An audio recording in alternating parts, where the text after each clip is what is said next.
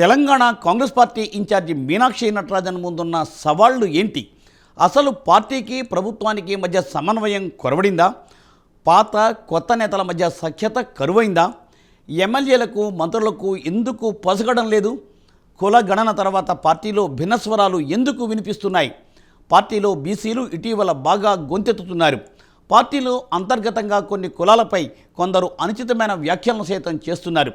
పార్టీలో జరుగుతున్న ఈ పరిణామాలను మీనాక్షి చక్కదిద్దగలరా? Let us watch the story.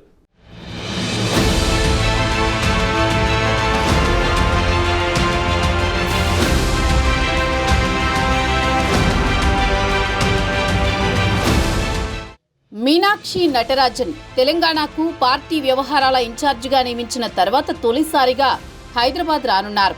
Meenakshi Natarajan Rahul Gandhi టీంలో పనిచేసిన కీలక సభ్యులలో ఒకరు. మీనాక్షి నటరాజన్ నిజాయితీ గల వ్యక్తిగా మంచి పేరు ఉంది. అయితే కొత్త తెలంగాణ కాంగ్రెస్ వ్యవహారాల ఇన్ఛార్జి మీనాక్షి నటరాజన్ ముందు అనేక సవాళ్లున్నాయి. కాంగ్రెస్ పార్టీ ప్రతిష్టాత్మకంగా చేపట్టిన కులగణన విమర్శల పాలైంది. సొంత పార్టీలో వాళ్లు విమర్శలు చేస్తున్నారు. తీన్మార్ మల్లన్న బహిరంగంగానే గళం విప్పారు. అయితే దీనిపై పార్టీ షోకాజ్ నోటీసులు జారీ చేసింది. కులగణన మీద బీఆర్ఎస్ పార్టీ, భాజపా పార్టీలు వరుసగా విమర్శలకు అధికార పార్టీ వద్ద సరైన సమాధానం లేదు. బీసీల శాతాన్ని తగ్గిస్తున్నారు అని విమర్శల పాలైందని సొంత పార్టీలో క్యాడర్ను సంతృప్తి పరుస్తూ ఎమ్మెల్యేలకు మంత్రులకు మధ్య ఉన్న గ్యాప్ను తుడిచేయడం పెద్ద సవాలని చెప్పవచ్చు.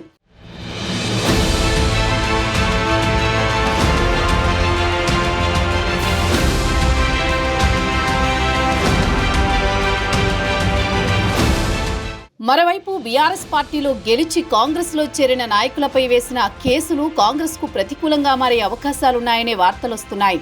దీంతో రాబోయే స్థానిక సంస్థల ఎన్నికల్లో కాంగ్రెస్ గెలిచి తీరాల్సిన పరిస్థితి. కులగణన ప్రభావం స్థానిక సంస్థలపై పడే అవకాశం ఉంది. మరీ ముఖ్యంగా తెలంగాణ కాంగ్రెస్ ముఖ్యమంత్రి దూకుడు కూడా సొంత పార్టీకి ప్రతికూలంగా మారే అవకాశం ఉంది. ముఖ్యమంత్రి రేవంత్ రెడ్డి కేంద్రం మీద, ప్రధానమంత్రి నరేంద్ర మోదీ మీద చేసే కామెంట్లు తెలంగాణ అభివృద్ధికి ప్రతిబంధకాలుగా మారే ప్రమాదం ఉంది. ఇప్పటికే ఈ బడ్జెట్లో కేంద్రం నుండి తెలంగాణ రాష్ట్రానికి ప్రత్యేక నిధులేమీ రాలేదు. పార్టీ ఎన్నికల్లో ఇచ్చిన హామీలు నెరవేరుస్తూ అభివృద్ధి మీద దృష్టి సారించాలి. అది సాధ్యమయ్యే పనేనా? ఈసారి అసెంబ్లీ ఎన్నికలలో ఎలాగైనా విజయం సాధించాలని భాజపా చాలా పట్టుదలతో కనిపిస్తోంది. ఇటీవల జరిగిన ఢిల్లీ అసెంబ్లీ ఎన్నికల విజయంతో భాజపా శ్రేణుల్లో ఉత్సాహాన్ని నింపింది. ఇక్కడ కూడా డబుల్ ఇంజిన్ సర్కారు మంత్రం వెళ్లే అవకాశం ఉంది.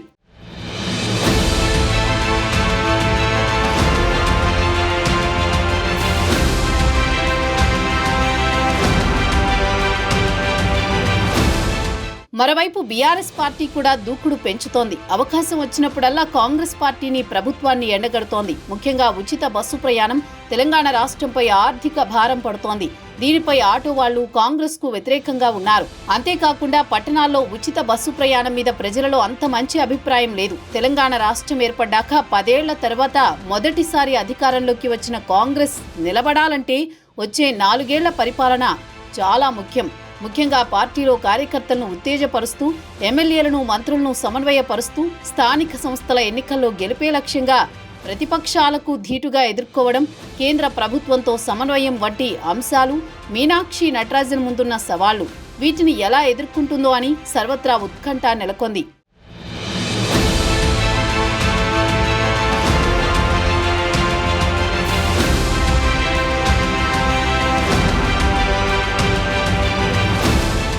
సామాన్యంగా కాంగ్రెస్లో మితిమీరిన ప్రజాస్వామ్యం ఉంటుంది. అదే క్రమంలో వర్గపోరు కూడా ఉంటుంది. 10 ఏళ్ల తర్వాత అధికారంలోకి రావడంతో కొంచెం పద్ధతిగానే ఉన్నప్పటికీ తాజాగా నేతల మధ్య తరచూ అభిప్రాయ భేదాలు ఏర్పడుతున్నాయి. పార్టీ అధికారంలో ఉండడంతో పార్టీ, ప్రభుత్వ పదవులు ఆశిస్తున్న నేతలు ఇంకా ఉన్నారు. ఇప్పటికే కొన్ని కార్పొరేషన్ చైర్మన్లను నియమించారు. మరికొన్ని నామినేటెడ్ పోస్టులు భర్తీ చేయాల్సి ఉంది. ఇంకా పీసీసీకి కొత్త కార్యవర్గాన్ని నియమించలేదు. ఎమ్మెల్యే కోట ఎమ్మెల్సీలు 5 సీట్లు ఖాళీగా ఉన్నాయి. దీనిపై తీవ్ర పోటీ నెలకొంది. మరోవైపు స్థానిక సంస్థల ఎన్నికలు తరుముకొస్తున్నాయి. ఈ క్రమంలోనే ఒక్కసారిగా కులగణన పార్టీలో చిచ్చురేపింది. ఇటీవల ఉమ్మడి మహబూబ్ నగర్ జిల్లా ఎమ్మెల్యేలు కొంతమంది డిన్నర్ మీటింగ్ పేరుతో రహస్యంగా కలుసుకోవడం పెద్ద చర్చనీయమైన సంగతి తెలిసిందే. ఈ పరిణామాల మధ్య మీనాక్షి నూతన ఇన్ఛార్జిగా రావడంతో ఆమె ఎలా వీటిని అధిగమించి పార్టీని చక్కదిద్దుతుందోననే చర్చ మొదలైంది. మీనాక్షి నెల 28న హైదరాబాద్ రానున్నారు. టీపీసీసీ విస్తృత స్థాయి కార్యక్రమానికి హాజరు కానున్నారు. చూడాలి మరి మీనాక్షి ఎంత మేరకు పార్టీని స్ట్రీమ్ లైన్ చేస్తుందో.